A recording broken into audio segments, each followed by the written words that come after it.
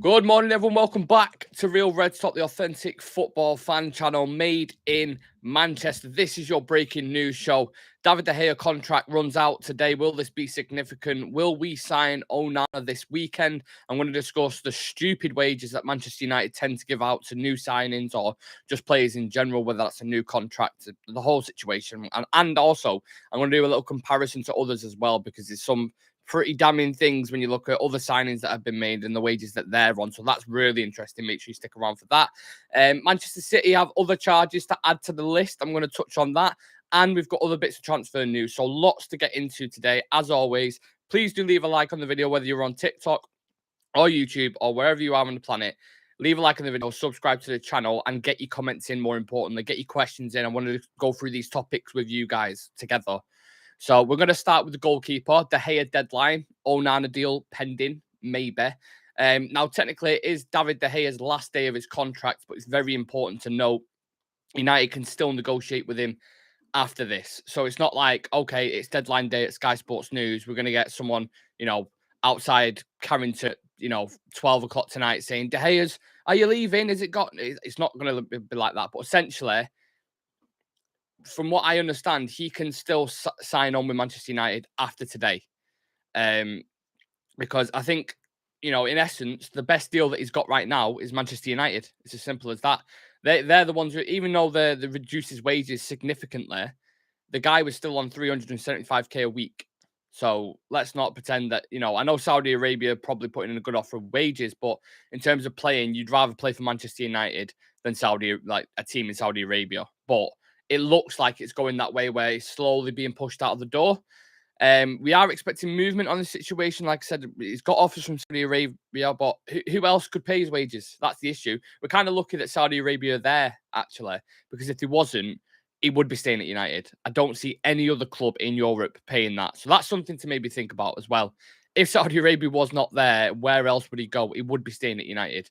So he has got offers there. I think from Al Hilal was the report. I mean, it could be a different thing, but I still think he's got the quality to play for another team in the Premier League. I just think the reason why Manchester United kind of want rid is because the way Ten Hag is going, he doesn't fit the style of play. It just doesn't fit the style of play. It's as simple as that. Ten Hag wants to play further up the pitch. He wants to play with a high line.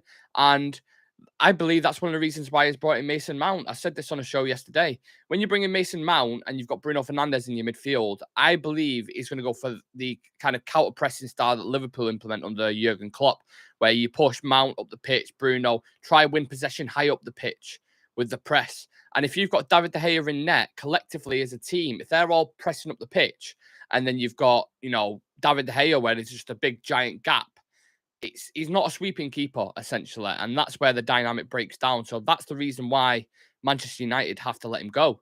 But I still think his quality. I still think he pulls off saves that most keepers on the planet can't. But he also, the mistakes in his game this season, like we saw, like against West Ham, the Ben Rama one. I mean, the Ben Rama mistake is just like, oh my God. Like, I remember I was doing a watch along at the time. And I was like, how was that? It's trickled in.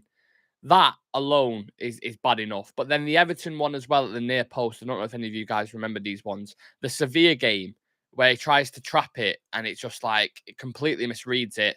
Goes, and other keepers could easily do that. Alisson could do it, Edison could do it. I take that.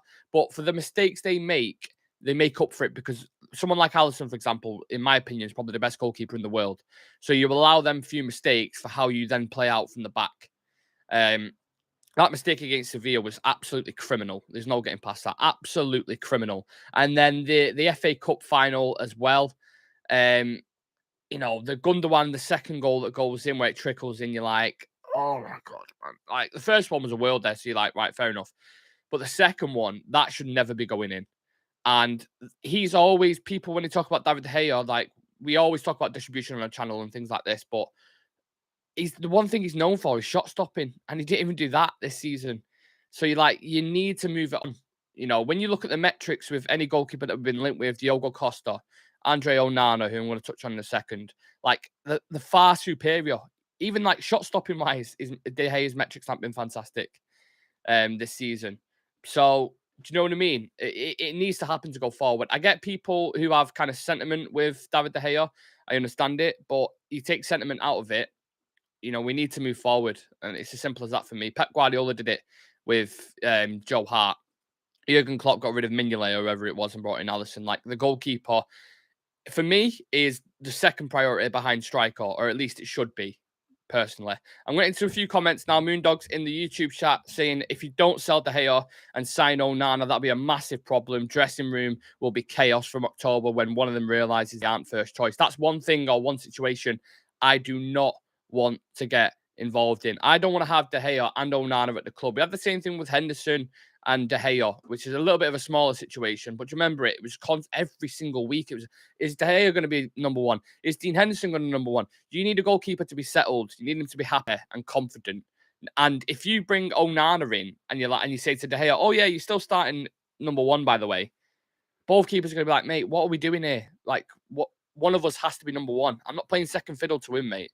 So that is one of the worst situations that we can have. People might argue saying, yeah, we've got quality. It's fine. We've got two quality goalkeepers. No, I don't want that. Get rid of De Gea respectfully. He should have the send-off that he deserves, 100%.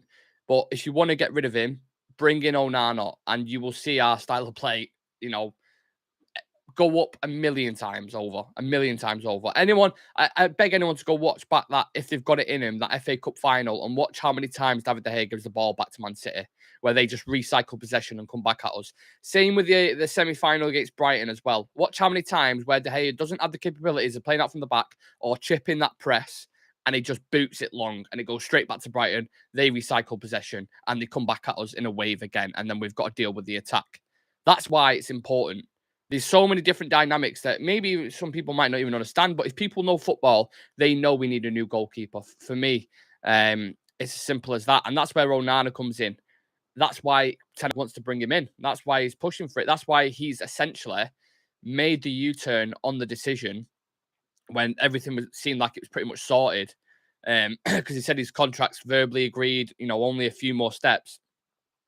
Ten Hag's watched his performances in the second half of the season and basically turned around and just be like, not good enough. I want to bring a goalkeeper in for competition. I want to drop his wages again. And if he's not happy, if De Gea's not happy, it's tough shit. I'm bringing in someone. So he either competes or he goes to another club. We get his wages off the bill, which is on 375k a week, which is almost twice as much as Alisson's on, by the way, which is outrageous. So De Gea's willing to take a pay cut. He's took it. They then brought the contract back and then been like, oh yeah, we're going to add more of a wage cut to that. And he's like, hold on a second. I've just agreed to this. And then you're going to rip it up and throw a new one on the table. Nah, not having that. And that's where we're at the minute. That's a stalemate. And his contract runs out today. So that's it. That's the situation as it stands. We've got 12 people in the chat on YouTube. Please do smash a like on the video. Subscribe to the channel if you're new around these parts. I'm a real Red Ultra member saying, I don't think De Gea is the type of guy that causes chaos if he isn't number one. I agree, but would you still want De Gea and Onana at the club together? I don't know, man. I don't know. Anonymous Mango saying, breaking, Mason Mount medical is scheduled for Monday. Yeah, he's on holiday at the moment, Mason Mount. So when he gets back on Monday, like Anonymous Mango just said there, he will be completing his medical. I'm going to touch on his wages very, very shortly. But just the last thing on Nana, his agents are in Ibiza speaking to our guys. Now, David Harrison, I think his name is. And they're speaking over, maybe they're having a few Jaeger bombs or something, I don't know. But they're in Ibiza right now. It looks like 50 million euros with 10 in add-ons, which I think is still a good deal. I think Inter Milan got it for free, though, didn't they? So they, in terms of profit, they've just like pure profit there. They need to sell for FFP reasons, like many other clubs. So they need to get that deal done essentially this weekend. Whether it'll be done this weekend or not, I have absolutely no idea. But it seems like it's going that way for sure. Right, let's read out some TikTok comments then, because I appreciate you guys have put loads in. We still have Henderson, by the way, says Ceradon. I know that's the thing. But the only reason why the Henderson deal to Nottingham Forest is pretty much done, but we can't sell him until we resolve the De Gea situation. It has a knock-on effect on everything. So once we sort the De Gea situation out, the Henderson deal, probably for about 15 to 20 million to Nottingham Forest, will be done. If Onana comes in, he's number one for me, absolutely. King223 is saying should keep him as backup. I wouldn't personally, but Again, entitled to your opinion. Jamie Wyatt saying, I'm sick of hearing that we've done him bad and club's been horrible to him when he's had payday. He has had a payday, but the guy's been here for over 10 years. He's been here for like 12 years. 2011 he signed. Um, he's been a great servant. He's just not the guy anymore. And so that happens. People need to move on. But I don't want to be personally disrespectful about it. That's just how I feel about it. Stephen Neeson says 100% we need a new goalkeeper. Love David De Gea, but time has changed. Yes. Gakpo, I don't know if that's actual Gakpo. If it is, you little traitor, I wanted to sign you, but you went to Liverpool, so it is what it is. I hope Shazabal can happen to Liverpool. Yeah, they're in talks for midfielders. Sit down and stay humble. Says, how do you feel about Onana's cheating? When you see drug test and cheating with Onana, it's not what people might think. I don't know, he's been sniffing cocaine or something like that. It wasn't that. I think he just took one of his wife's pills for pregnancy pills or something like that. Something along the lines of that. So it was nothing, and his thing got reduced to like 7 months. So it wasn't, it was just a banned substance, but it wasn't nothing like class A's anyway, from what I read about it. Right, user is saying pros and cons on Mason Mount. And then I'll read out a few more YouTube comments in a second. But pros and cons on Mason Mount. Right, let me talk to you about Mason Mount. So a lot of people, we had Chivy on the show last night, and he was kind of saying, I don't see why we would bring him in and why he'd fit the system. And I kind of alluded to it before. I think the way Ten Hag is going, if he brings in an Onana and a Mason Mount, the way he wants to play will be maybe similar to Jurgen Klopp. Maybe slightly different style, but I think you have Bruno Fernandes and Mason Mount as your eights pushing high up the pitch, right? You'll have your front five. You'll have Rashford, let's say for argument's sake, Højlund, Antony, Mount, and Bruno. That is an extremely hard-working front five. That is a very dogged. And especially bringing Højlund or Gonzalo Ramos, who are known for the pressing and who are very good at pressing, that front five there, it'll just be a case of whether trying to, win possession high up the pitch, depending on the application of the game and whoever. Obviously, there'll be certain tweaks in there. If you're going to play a low block and a team who are a bit more harder to break down, maybe you bring in a Christian Eriksen in that game and you have an Eriksen, Bruno, and Casemiro. You have a little bit more creativity there. But that's the reason why I think he's brought Mount in. And obviously, Christian Eriksen has flaws in his game, which we've seen in away games at the Etihad, against Liverpool, against all these guys, where he just doesn't have the mobility, pace, defensive kind of ability inside of his skill set. Plus, he's getting older. He's like 31. The guy's had heart problems and stuff. So he's kind of coming into the twilight of his career, you want to say, and 31. He's not going to get any more physical fit. He's not going to get stronger. He's not going to get quicker. So who do you bring in? 24-year-old Mason Mount, one of the best pressers in the league statistically. That's a fact. Great player for Chelsea. I get people who are saying 60 million is quite a lot and his wages are quite a lot, which I'm literally going to talk about next because I've got a very interesting comparison there. But he fits the system. There's a reason why Erik Ten Hag wants him. He does fit the system. He's got a great age profile. He'll have a sell-on fee in 4 or 5 years, which we'll recoup money for. If we think his trajectory is going to go the way it is. He got a player of the year twice at Chelsea. He's won a Champions League. He's got double figures in goals and assists for a couple of seasons. So I don't get it. I'm a fan of the signing, but I understand why certain people are a little bit skeptical about it. Cavados is saying, hi, bro. How are you? I'm very good, thank you, Cavados. I hope you're well. And big up to everyone on the TikTok who's dropping us a follow. People don't want Mount. That's absolutely fine. I understand it. That's what I just said. It's all about opinion, isn't it? I'm not saying my opinion's spectacularly. That's not even a word. I'm not saying my opinion's, absolutely spot on, but that's just how I feel, isn't it? Anonymous Mango saying, do you believe that the 250k wage rumor? Because a few weeks ago, when everybody was saying personal terms already agreed, it sounded like it'd be 200k per week. Trey's saying, how you doing? I'm good, Trey. I hope you're well. Busy with your exams. Saying he wants to build a mobile and pressure absorbing midfield with intensity to fend off in transitions. Exactly. If we weren't able to bring in a proper 9 this window, how would you feel about the starting 11? Onana, Dalot, Varane, Martinez, Shaw, Casemiro, Mount, Fernandes, Antony, Rashford, Garnacho. I don't mind Rashford as a 9, but I prefer playing him as a 9 in games. If we're playing Liverpool, Arsenal, these teams that play with a high line, you saw how effective he was there. I don't mind playing him in them games, but as an overall number 9 for the season, I wouldn't want to personally do it. But let me talk about the wages because you just give me a perfect segue there. So out of all the high profile, get ready for this, by the way, get ready. Screenshot it, screen record it. Do whatever you want to do with it, right? So out of all the high-profile moves this summer so far, midfielders, let's play a game. Who's on more wages? Okay. So I'll start with an easy one. McAllister or Mount? And I'll let the chat get interactive with this. Yeah. Who's on more wages? McAllister or Mount? See what people think. Put it in the comments. Hashley Dollar saying, I'll read that out in a second. Booms is saying Mount. Anybody else want to throw in there? Must be Mount. I'll give the YouTube a few more seconds because I appreciate they're a little bit behind. We love paying silly wages, says Flip Flops. Kay says McAllister. Anonymous Mango says Mount more wages than McAllister. So at Liverpool, McAllister's getting 150 grand a week. Yeah. Gundogan. What do we think about Gundogan? Free agent, right? Moving to Barcelona, probably on massive wages. How much is he on? He's got about 7 mil annual per year. He's on 160k a week at Barcelona. James Maddison, 160k a week. 170k a week, sorry, at Spurs. Yeah? Obviously, we know usually they give out shit wages anyway. So, yeah. Kovacic. What about Kovacic? You know, Gundogan leaves, Man City bring him in. You're probably thinking, yeah, that could be expensive as well because the fee was quite low, wasn't it? It was like 25 plus 5 in add-ons, which is strange because that's like half the price we paid for Mount. I appreciate he's a little bit younger, but so Kovacic's on 200 grand a week. Havertz to Arsenal, you know, another player from Chelsea, 210 grand a week.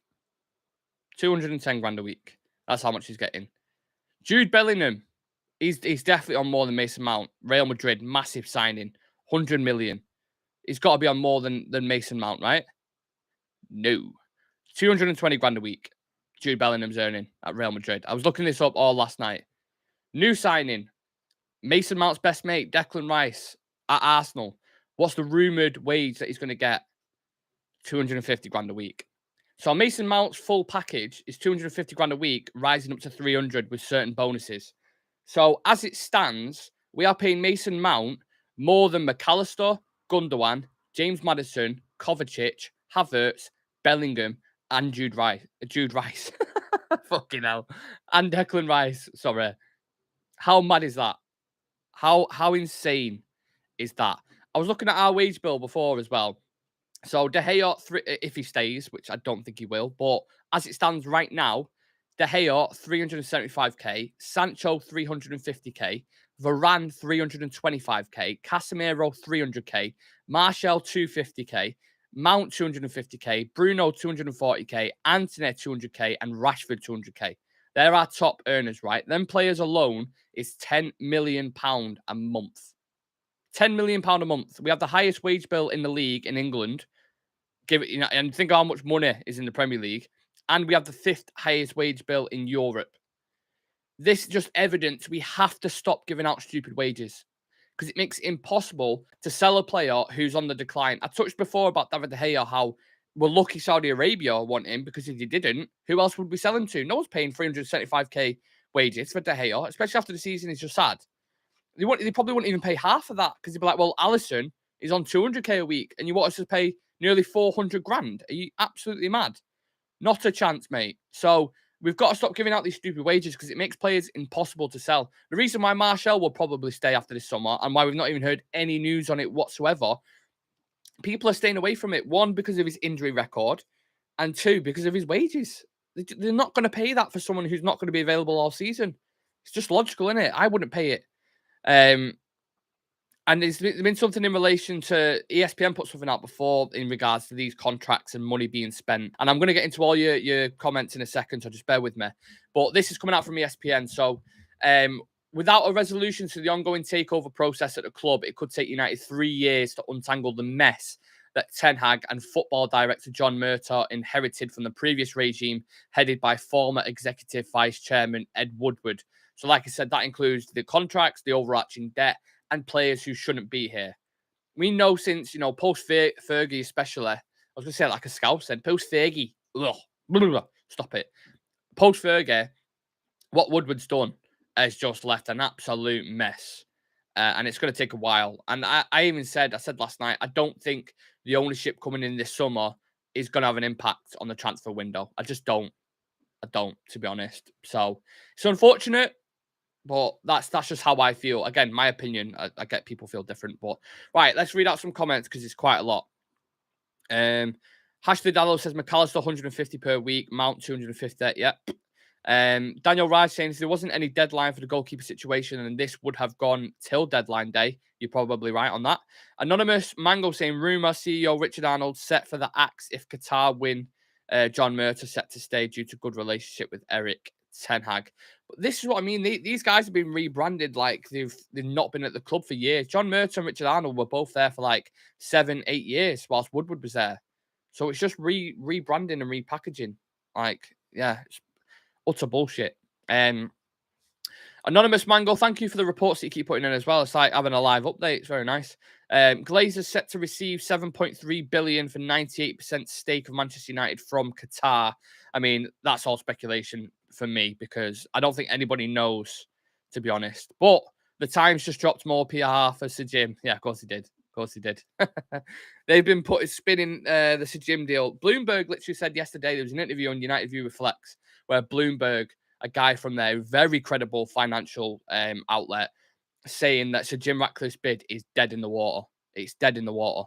There's too many legal kind of obstacles and people wanting to sue to get certain stakes. It's a mess. So unless he comes back with a 100% bid of the club, Qatar are favourites, 100%.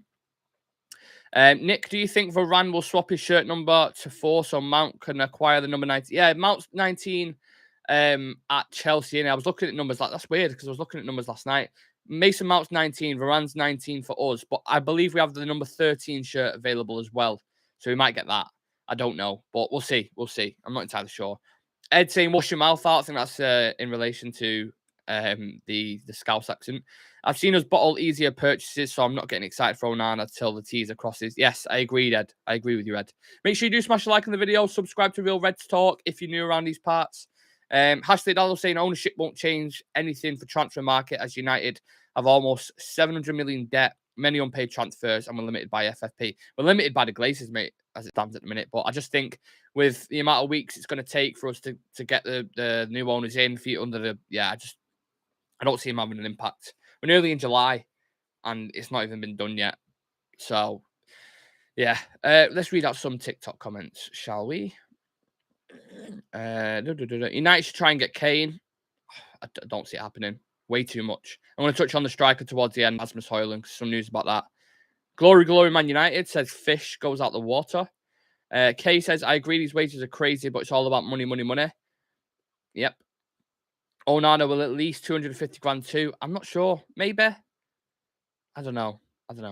Fork and L says Onana changes everything play-wise. Yep. Significantly upgrades us. Jude Rice had cost 150 mil. Appreciate you all getting involved in the comments and stuff. Right, let's move the conversation on then. So, Benjamin Nawadu says 50 million euros for Onana. Is it realistic? Yes, 50 million euros, and then there's some achievable add-ons in there as well, I believe. Right, Man City. And then we'll see the news last night about Manchester City. So, a leaked UEFA report has accused Manchester City of accepting a £30 million payment from a mystery figure in the United Arab Emirates, which was supposed to have come in from one of their main sponsors. There's other bits as well about Roberto Mancini's second job, Yaya Touré's image rights. Now, we know City are already facing 115 charges for alleged breaches of Premier League financial rules. It's also been suggested this latest accusation is part of the alleged breaches as well. I mean, I'm sure they're absolutely totally innocent, and every City fan will tell you that it's old news and we haven't done this and blah, blah, blah, and we haven't done anything at all. But this is 116 charges now, effectively. This lot have more charges than Pikachu with a knife and a toaster. Let me tell you, mate, they won't get charged in this. Simply, they just won't, because the way the Premier League deal with it, money talks. So they'll get around it somehow. They've already had the Court of Arbitration involved, I believe, in the last one, which is solved. They can't get involved again. The Premier League needs to approach it how the Italian league approach it. You see what they've done with the Juventus, Milan teams before. Deducting points, demote him from the league, do whatever it is you want. I mean, imagine Haaland in the Championship. Fucking hell, he'd bag about 80 goals. But some form of action. You can't tell me they haven't done anything. You can't tell. We've got teams nowadays in the league, like Chelsea. I'll tell you one thing, Chelsea are definitely doing something with Saudi Arabia. There's something dodgy going on there. So I think that'll probably get investigated and looked into, and we'll hear about that in 5 years' time. City are accumulating more charges than a kangaroo with a credit card. And I'm sure once United get taken over by fucking, I don't know, Qatar, we'll probably be dragged into this. You've got all these multi-club ownership, sports washing, money laundering going on, and that's the way football's going at the minute, unfortunately. But yeah, City, 116 charges now. So let's see how that goes on. They'll probably pay the way out of it. We've got loads of City fans in the chat saying, salty boy, cry as a river, salty boy. That's the truth, mate. That's what's being reported. The Times have put this out. I believe Piers Morgan was involved as well. So yeah, maybe less credible than I thought at first. But Man City, you've got a lot of talking to do. It'll be interesting to see how this cracks on. As we get into the comments, 41 people in the chat. Subscribe to the channel, smash a like in the video, and if you want to become a Real Red Ultra member, click the join button next to the notification about exclusive content every single week, a badge next to your name, a chance to feature on the show, which we have a lovely viewer on next week, Brian Casey. If he's in the chat, then big up Brian. But he's on a show with us next week. He'll be featuring on whatever it is he wants to talk about, essentially. He'll be doing a live show with us. So that'd be nice. And other perks as well when we start getting into merch and things like this. You'll reap all the benefits. Rohan Khanna saying, to me, I don't think Onana is the best choice. Who would you go for then, Rohan? Please do leave it in the comment section. Ed is saying we're allegedly doubling Onana's wages from 70k to 140. Yeah, 150 is what I heard for Onana as well. 150 is what I heard as well. That's why I was a bit skeptical when someone put 250 in before. I was like, what? Ashley Dallow is saying Man City won't get charged, unfortunately, talks in all situations. Today, Man City has been taking detours. Ed saying City are definitely going to get charged with obstruction, but it won't shock me if they buy their way out of all the other charges. Yeah, agreed, mate. Agreed. Anonymous Mango saying David De Gea's contract's likely to end on Friday with no decision yet over whether, we've spoken about that. And Lucky Singh says, I think so much charges over top Man City will throw Sheikh Mansour. I didn't really get that construction of the sentence, but maybe he's had a couple. Who knows? Let's see what all the crying City fans are saying in the chat then. Let's have a look. Relegators, we don't care, says no surprise. Angry Bots is saying City would win the treble for the next 5 years and wouldn't be a top 10 club in the world. I hope United get relegated next season. Well, that's not going to happen. Used to support United 10 years ago. Okay, strange. Are we in for Ramos? I think he's, in terms of priority-wise, I think he's behind Rasmus Højlund. Rasmus Højlund is the number one target. He's the number one target. And that's actually what I wanted to touch on next, to be fair. So, again, you give me the perfect segue. So, according to reports, we have 65, 70 million to spend, but Atlanta want a hefty fee for Rasmus Højlund. Is this simply because we're Manchester United? Probably, because there was a story that got put out by Samuel Luckhurst this morning that when we went in for Sesko from Salzburg, very exciting striker, I'm a massive fan of him, but when we went in for him, apparently the director at Salzburg said to John Murtaugh, you've got loads of money, you're Manchester United, so why don't you pay us more, or something like that. They were saying 50 million, I think, or 60 million euros, and then they sold him to Leipzig, which is, Red Bull. So there's a thing going on there for 30 million. So essentially, they was trying to charge us double because we're Manchester United. When we first got linked with Rasmus Højlund, the fee and figures that were floating about was 40 million, right? And now it's like, oh, well, we want 80 million euros or 100 million euros. And you're like, hold on a minute. So you want 20 million less than what Harry Kane would cost for a player who scored 9 goals in the Italian league? Make it make sense, someone, please.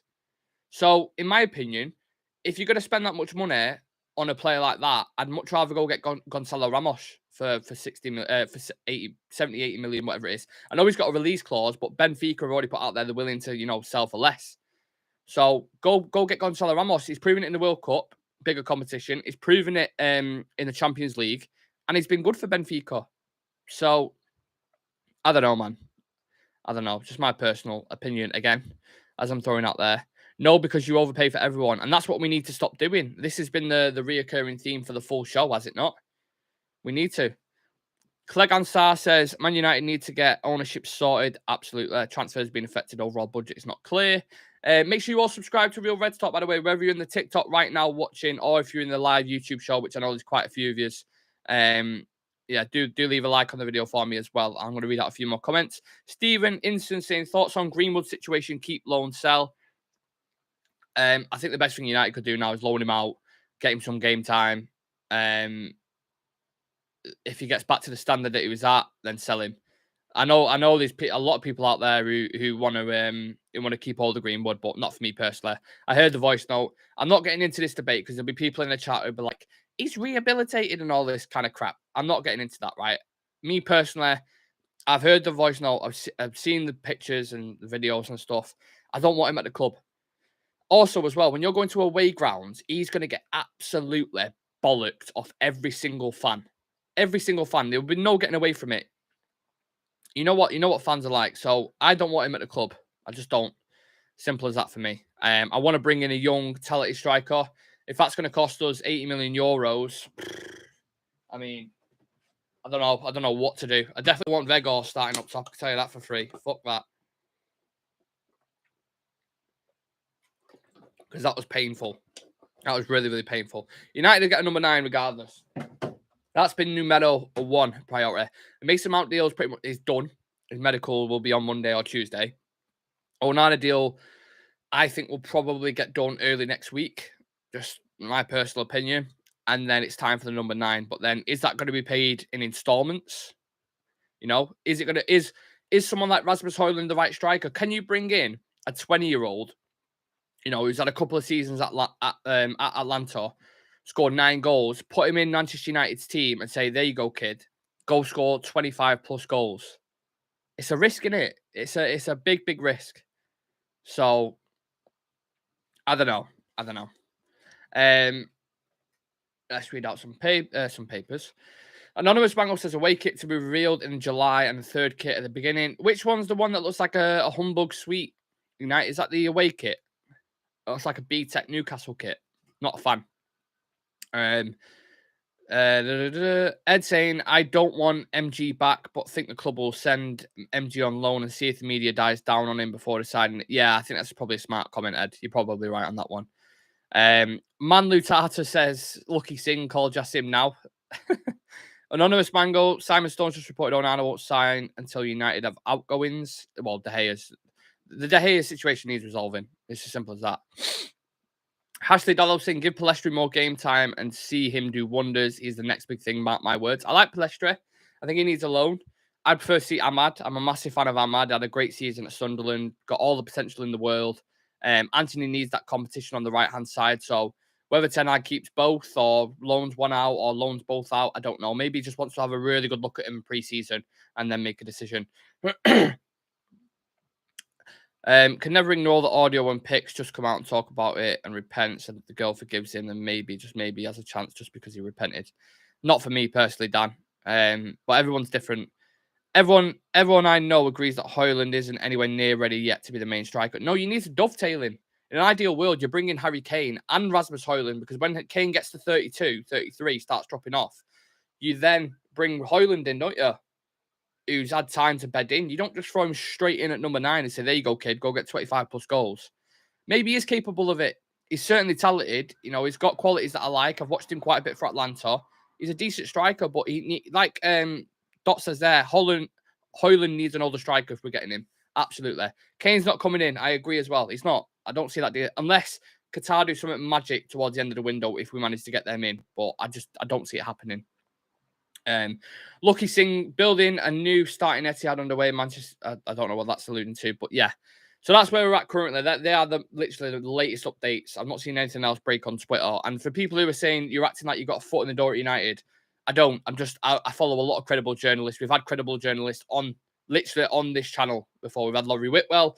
We've had James from the Muppets, who's bang on with most things. We've had Kieran Maguire, financial expert. We've had loads of people on here we speak to and we still speak to frequently. So it's not as if we're just talking absolute nonsense. We've had legit, credible people on here before, and people in the chat will know this as well. So you can talk all you want about all this. Are you foot in the door nonsense? Just saying it how it is. I'll read out a few more comments and then I shall head off. Thoughts on Sancho? Do you think he goes this summer? Says Stephen Einson. Do you know what? Honestly, if you're going to be quote unquote ruthless this summer, I personally, if an offer came in for Sancho for 50 million, I would take it. Two reasons. One, simply because I don't think he can adapt to the Premier League.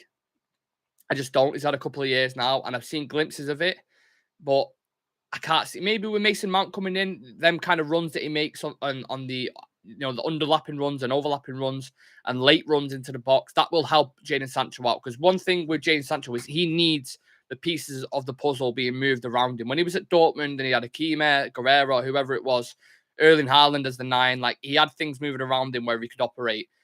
United, he's looking to the right, he's got fucking Weghorst. Do you know what I mean? And he's got Eriksen behind him, who's not the most mobile either. So maybe that limits him. But the second reason I'd say is just not pacey enough. If you think about MMA, for example, right? What is one key thing they need? It's wrestling. That's like the groundwork that most people need to succeed. And I think as a winger, your main threat should be pace. Look at Vinicius Jr. Unbelievable. I'm not saying you absolutely need it because there are wingers who are good without it. But for me, it's a main ask. Look at Rashford, Vinicius, even Garnacho, a young prospect with us. I just think you need it, and it's a struggle. But I remember watching him against Kyle Walker, and I was like, how is he going to beat him? He's not going to get Kyle Walker's dealt with Mbappe, Vinicius Jr. Sancho ain't going to lay a glove on him, and he didn't all game. He has talent. I just don't think he works in the Premier League. I just don't. So if we got a 50 million offer for Jadon Sancho now, I would probably take it, including his wages as well. His wages, he's on 350k a week, don't forget. So I think, I'd get rid of him. But again, everybody's different. I'd love to hear everybody's thoughts. Would you get rid of Jadon Sancho? If a deal came in now, 50 million euros, 50 million pounds, whatever it is, would you take that right now for Jadon Sancho? Taking Mount, a trash Chelsea player. It's fine, mate. It's your opinion. I'm a fan of him. Sancho has had his chances, says day or night. We become shit in every level. How many football clubs can I support? I mean, as many as you want, I suppose, but doesn't usually go like that. Lamin is saying they'll take it. People saying yeah. Moss is saying 1 more year, mate. Greetings, Red Army. Greetings to you, sir. Selling whilst we can get bread. We'd need a replacement if we let Sancho go. Well, yeah, if we sell, that's a good question. If we manage to sell Jadon Sancho for 50 million, who would you then bring in? I thought Gakpo would be fantastic. I know he's a Liverpool player now, but I really like him as a technician. He's, can play a multitude of positions. Someone like that would have been perfect, but he's not available, obviously, for obvious reasons on the market. So who would you go and get on the left? Garnacho, to be honest, I don't want to sound like this is Glazonomics, but I think Garnacho's good enough to dovetail with Rashford on that left-hand side. I think you have Anthony on the right-hand side with Ahmad.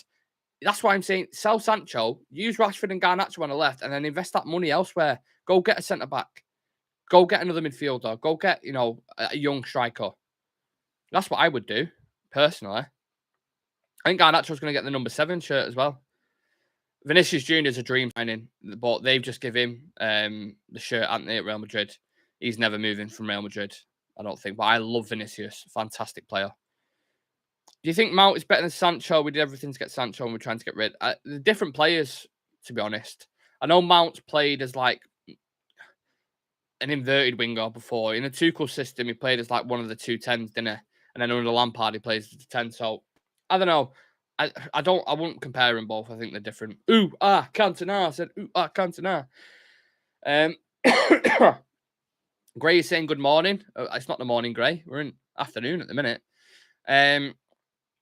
SW says Sancho will go if Greenwood comes back. Maybe, but that's one thing I won't back the manager on. I backed Eric Ten Hag on everything that he's done since he's arrived at the club. But if he wants to bring Greenwood back, I ain't backing him on that. Not a prayer, mate. Not a chance. Ed saying I'd want 60 million minimum for Sancho and get Fioren Wirtz for right wing. Nice target. I like it. Haven't watched much of him. Seen clips of him, but it looks like a talented boy. Marky Mark saying Palestri played way better when he got the odd start. Exactly. He did. Oh, I agree. I think you just removed your comment, but I agree. Palestri showed more Garnacho showed more. Ahmad showed more at Sunderland. Like, yeah, I don't know. Ashley Dallow saying Anthony, Ahmad, Palestri on the right, Rashford and Garnacho on the left.